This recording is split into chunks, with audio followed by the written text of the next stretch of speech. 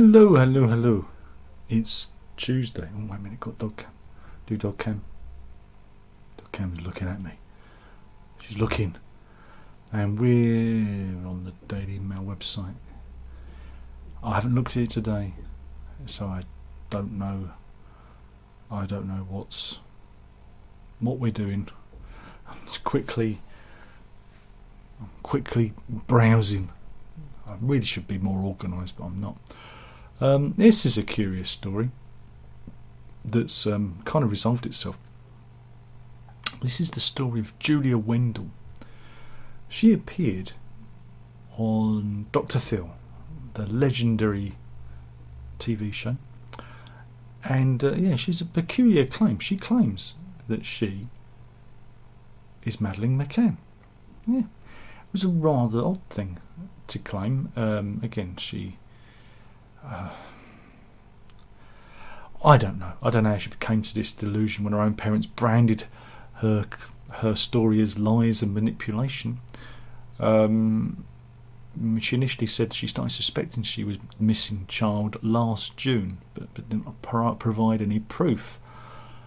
And her parents said, "Well, you're not." Well, guess what? The DNA results are in. Yeah. And she's not Madeleine McCann. That's the story. I thought it was peculiar at the time. But I think wouldn't it have been better if they'd have done the DNA test first rather than making a TV song and dance out of it? But there you go. What else have we got here? Half of Britons have not written a will. I haven't. Doesn't really matter. Once you're dead, isn't it? But yeah, there's research by pension insurance company Canada Life found that 2/5 of Britain had no concerns about having a will, whilst almost 1 in 6 had no intention of ever making one.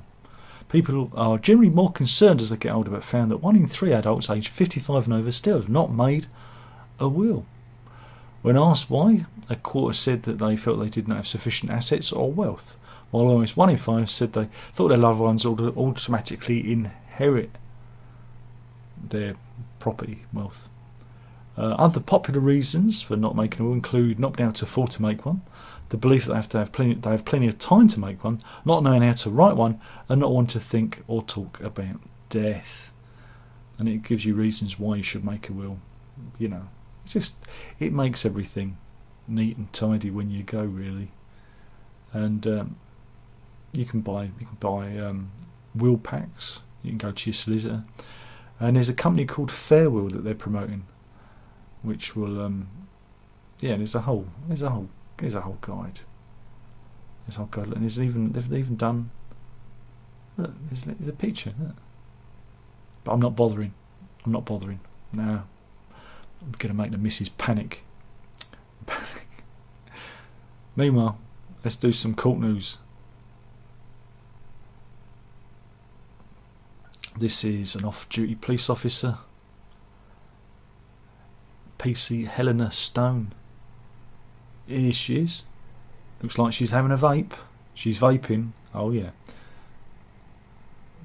What did she do? She's an officer with the Greater Manchester Police, and she's facing disciplinary proceedings because she was caught with more than double the alcohol limit during her own police force's Christmas drink drive crackdown. When she was pulled over in the early hours, she told her fellow officers, "I'm fucked." Now, is she saying that she's fucked, i.e. she had too much to drink, or is she saying I'm fucked, i.e. I fucked up my career? We'll never know. But she was, she was banned from. I think she was banned from driving for a year. And the judge told her off. This was at Liverpool Magistrates Court. She was stopped in Oldham at 3 a.m. last Christmas Eve. Oh well, it's not looking good for her. But she did plead guilty. But yeah, now she's facing She's facing disciplinary charges from the police force. She was banned from driving for 18 months, fined £400, must pay £120 costs plus £160 surcharge. And we'll see what happens there. I don't know. I don't know if he'll go back to it. More court news. God, the court news stories are coming in thick and fast today, and we do like a good court battle. This is the story of Jabrina Watts. She was a former windmill girl. That means I don't know if you remember the Windmill Theatre in Soho. It's where they used to do like early nude dancing, wasn't it? But yeah, she was up in the High Court with an inheritance fight. Yeah, she's 92, and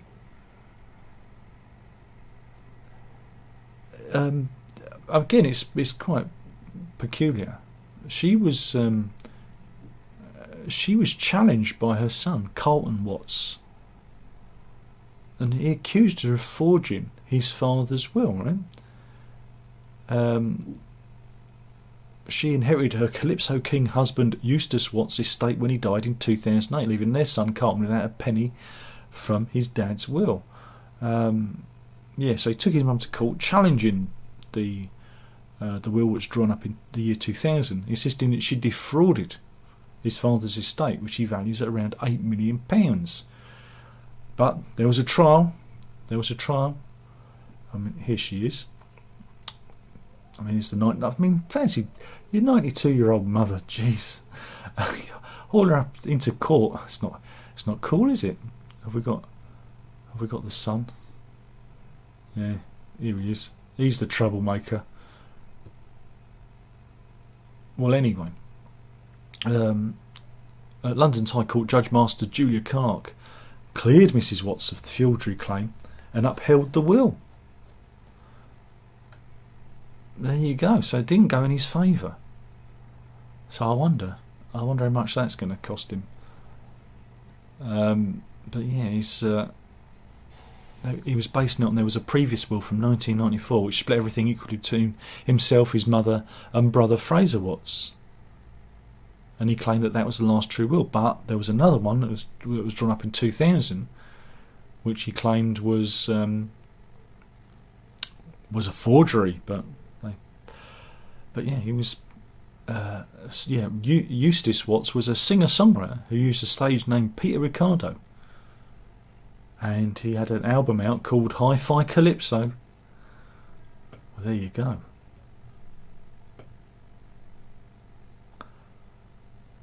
I bet you the lawyers are crying. But yeah, so the will was upheld.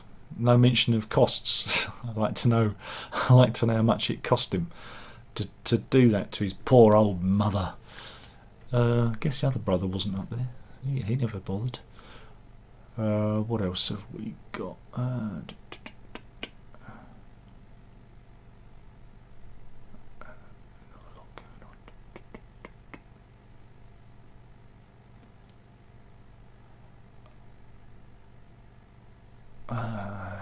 Sorry, I just read a bad one.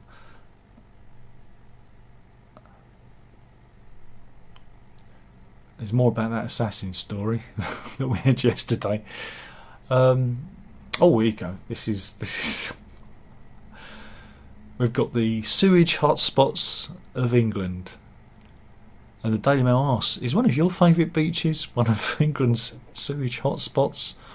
Oh, do tell, Daily Mail. Do tell. And they've created a handy little map here for all the places you don't want to go.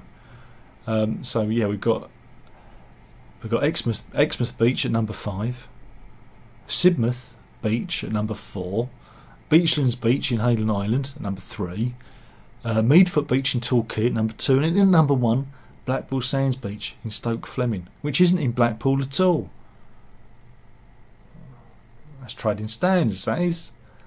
But this is because we all know why this is. It's because dear old Margaret Thatcher sold off the water industry, and now instead of taking care of the rivers and the waterways, waterway to go, they just pump everything out. This is Blackpool Sands, the top beach. It looks rather nice. stock image. There are no turds. There are no turds in this image. But yeah, it's privatisation, because all the companies do is they skim off all the profit, don't put it back into keeping everything nice and tidy, and if they get fined, they just pay off the fine. Fergal Sharkey, he's the singer from the Undertones, and he had a big career in the 80s as well.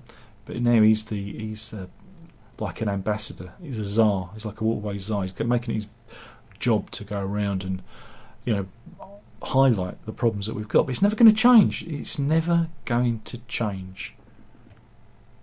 Meanwhile, do you remember we had the listeria?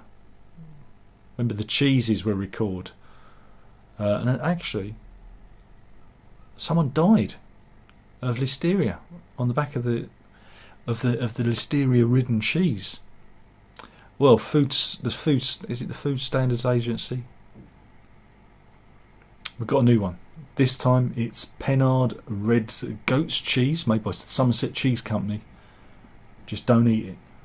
Just don't eat. And it looks like this. So it's just deadly cheese everywhere. There's an outbreak of deadly cheeses.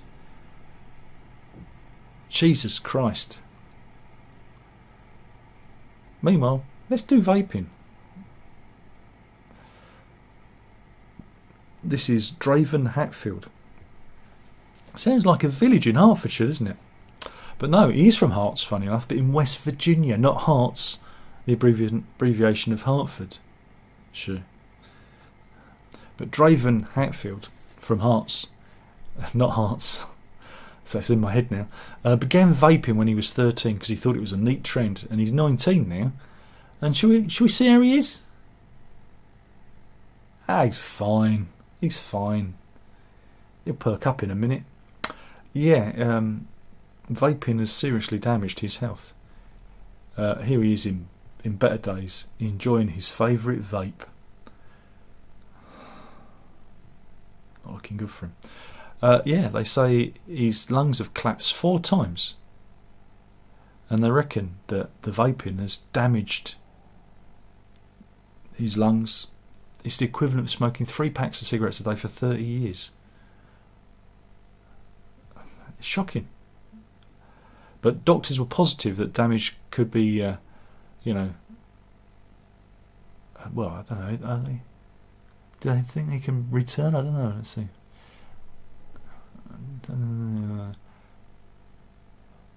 He had spontaneous pneumothorax, which was a sudden onset of a collapsed lung. That was in 2021, October. And 2 months later, his right lung collapsed. Yeah. The specialist said that it developed air bubbles in his lungs and they burst and it would leak air that would cause his lungs to collapse. That's not good.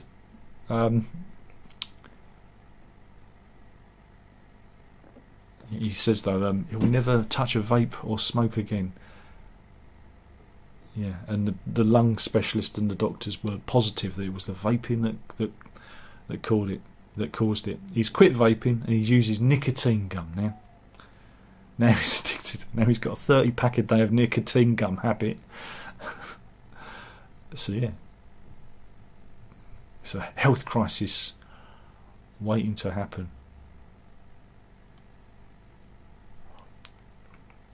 Meanwhile, TikTok has been fined £12.7 million for breaches of data protection law because more than 1 million children under 13 were using the platform in 2020 despite its terms of not being able to have an account. Well, yeah, because it's what kids do. Right? It's what kids do. They're gonna be more fines, I believe. More fines. Don't know if the microphone picked that up. Meanwhile, this afternoon, old Donny, it's going to be a big, beautiful trial. Big, beautiful trial. He's up in court.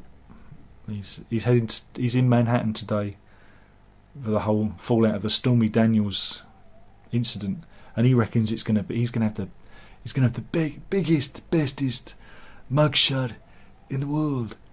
or something like that. But yeah, unfortunately, the side effect of this is it's caused his popularity to shoot through the roof. So, yeah, the opposite effect's happened. Ping! Spending money again. What else have we got here?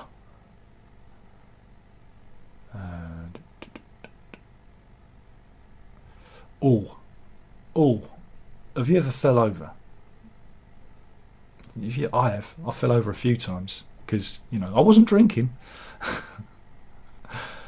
But yeah, I can still feel it. I can still feel where I cracked my shoulder. But yeah, Rachel Pepper, 26, who's from Chicago, Illinois. She was out running. She's a very keen runner. She was off running, and she slipped and basically fell face first onto the ice. She was on black ice. She went down. The marketing worker, you couldn't believe it, because when she stood up, bystanders were just like, they were like recoiling in horror, because this was literally seconds later, literally 5 seconds after getting up, people were just going like that. And should you ever look at her injury, you might want to brace yourself. Get a load of this. Oh, that's painful. That's gonna smart in the morning. Have we got any other? There's another picture of her from the side. Looks painful, but yeah, plenty of ice. And then, of course, the black eye comes out, because that's what happens. But oh yeah. But let's go back. But she's all right now. She's fully recovered. But what an injury, eh? Nasty. Don't fall face first onto the ice.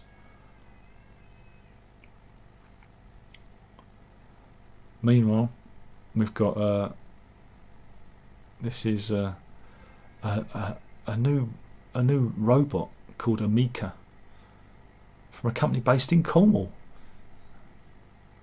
And I don't know about you, it's giving me the EBs. Looks a bit like Greta Thunberg. Don't like it. But you know what they're going to do. Sex bots. It's always sex bots.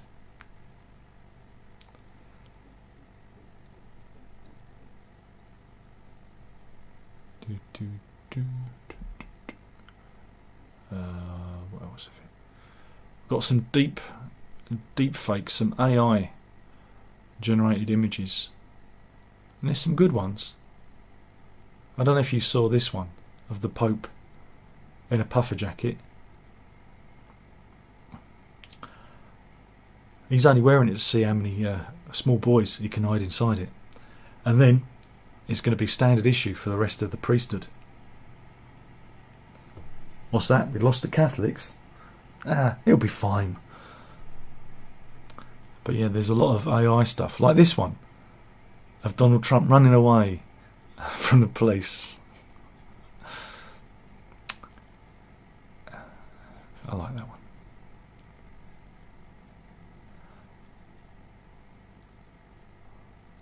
Here's another one of Donny being caught. The hands always look weird. That's the giveaway. The hands always look odd. AI cannot do hands. So there you go. Got to be careful out there. Everything's a fake. Oh, what else have we got?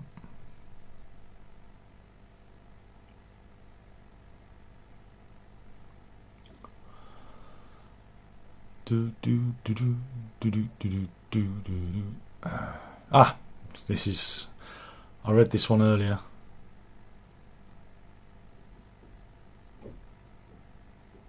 Scientists have picked up coherent radio signals from a planet 12 light years away from Earth. Don't worry, it's okay. They're not broadcasting reruns of EastEnders. It's all right. You're okay. It's not that. No, they reckon this planet has a magnetic field, and that's what they're picking up. Basically, they're picking up like a aurora borealis. I'm not going to do the gag again. I'm not going to do the Simpsons gag again. But yeah, researchers from the US National Science Foundation, NSF, so the radio signals came from a rocky planet called YZ Ceti b. Rolls off the tongue, which orbits a small red dwarf star, YZ Ceti. Of course it does. And this is a kind of a...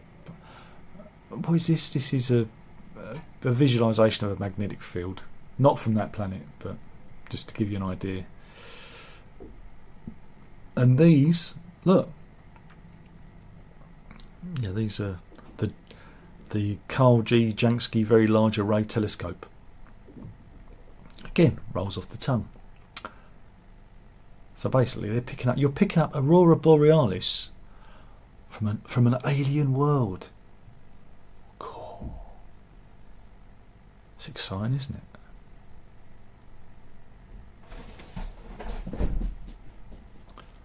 Oh, wait a minute. I think they've come back. I will. I'm just going to shut the door so they know I'm recording. Go get her.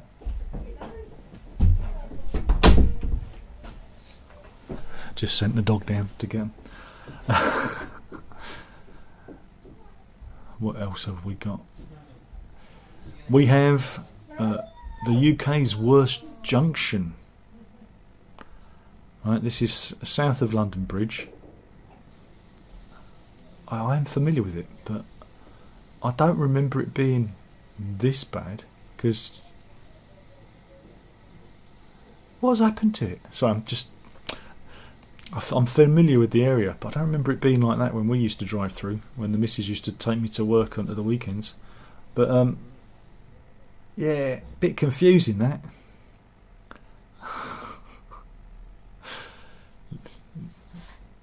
Little bit confusing because there used to be odd bins there, I believe. And you've got people here. Here's some video of people just, well, again, they're just doing their own thing. What a crazy bonkers area it is. But I reckon it's just. One taxi driver said it's ridiculous. Nobody needs a dozen painted arrows to drive in a straight line. Even the sat nav doesn't know what the right road layout is. But they're talking to McCann about it. And it is part of the London Bridge Street Space Scheme. Isn't that the opposite of street safe? Isn't it? I think it is. But yeah, that's the Britain's worst junction. If you know of a worse junction, please leave a comment in the comment box below. No one ever does. They never do. No one never dares go in the comment box. Never. Ever.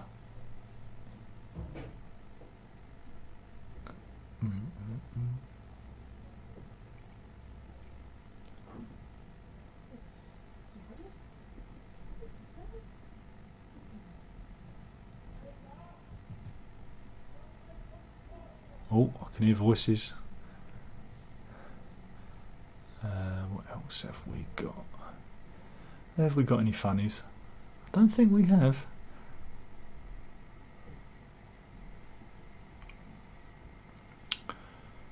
No, no funnies.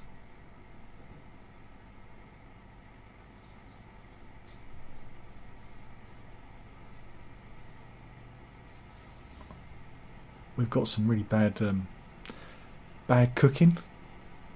Are you ready for this? This is one. This is on via Reddit. They've stolen it from Reddit. I've stolen it from them. This is one Reddit user who uses orange juice on their cereal because they're allergic to cow's milk. Shall we see what the next one is? This is a baked banana Benedict, which bananas wrapped in ham, smothered in hollandaise sauce. Oh Jesus, that looks grim. Jelloed roasts, where they jellify a load of different roast meat. That's a real 1970s kind of cuisine. That is.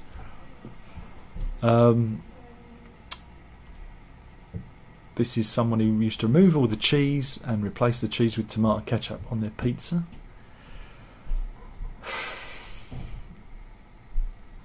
This is pears, mayonnaise and cheese. That is not a salad.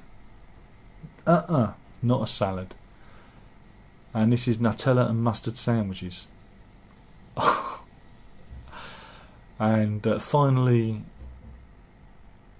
this is just, well, it's just pasta with some sort of bolognese sauce.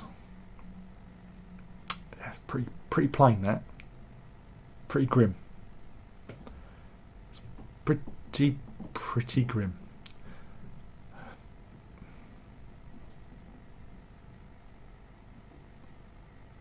And I think we've done enough, so I'm just going to go to the animal news. We've got a good story and a bad story, so we're going to do the bad one first. This is a video from the Monterey Bay Whale Watch, right? And what you see is we do have. They'll probably claim the video. So maybe I'll just do the images. So there are two grey whales just swimming in Monterey Bay. Oh, there we go. Nearly got the wrong button in. So there they are. They're just swimming, minding their own business. Yeah, okay. As whales do. And suddenly they're set upon by 30 killer whales, the orcas, and they're attacked. Yeah, they're attacked. And here is one taking a chunk out of the grey whale. So, ooh. And yeah, this is rare footage of the grey whales being attacked by the killer whales. Oh, and the water's turning red, so I was trying to eat them. The attack lasted 5 hours before the group split up, and yeah, the grey whales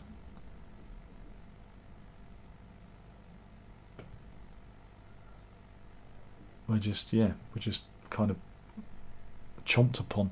It's very unusual for them to attack adult whales. They said they usually attack weaker or calves. But yeah, they were unsuccessful in killing the grey whales. So they just had a mouthful. But yeah, pretty grim stuff there, but unusual, rare footage that. And now we've got a funny story. We're going to end on a funny.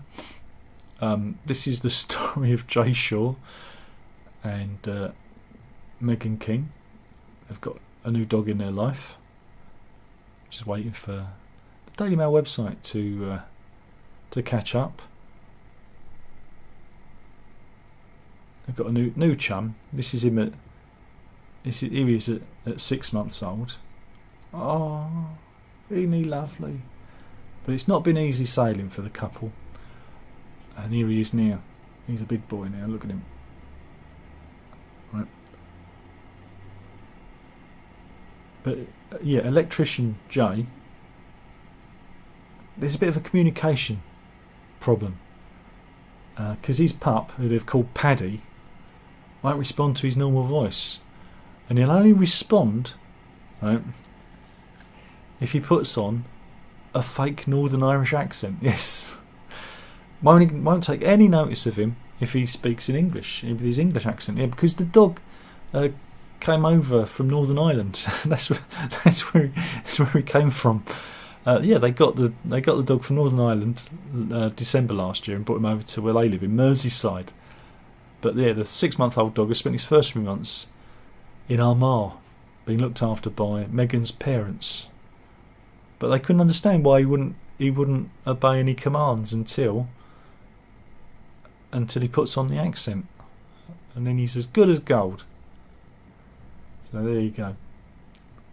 So it's got to go 15 years. That's the only thing I can do in Northern Ireland. So I always thought the same with Hannah, because she always used to ignore me. So I used to try that. And my mum's dog Cappy, he was from a Turkish family. He didn't respond to any commands either, but we didn't know. We didn't know, because his real name was Capkin or Capikin, so we just called him Cappy. So yeah, dogs do have a language barrier sometimes. Isn't that funny? So we see if there's anybody in the chat. Wow, 4 people, killing it, man. Tony's in. He's only got 10 minutes, and that's why he's not in. G-Man says howdy. Simon says looks like me with a hangover. Run says hi, Darren. Simon says school holidays. Indeed it is. And Run says the magic roundabout in Swindon is fun to negotiate. Yeah, there's a lot of roundabouts, isn't there? Though one of the weirdest things you can ever experience in your life is a roundabout in America. Because I said to the missus, don't worry, there are no roundabouts in America. Because that's what I'd read. No roundabouts. They have junctions. They do not have roundabouts. And we're driving from, was it Irvine, back to Los Angeles along the Pacific coast route. And what do we come across? A massive, great roundabout. And she looks at me, and I look at her, and I just go, follow him! And luckily this car in front was going the way we were going, and we just tucked in behind him and followed him around the roundabout. That was scary. But anyway, thank you for joining me for the news. Killing the channel one video at a time. That was it. You know you got to drink it up. Oh yeah.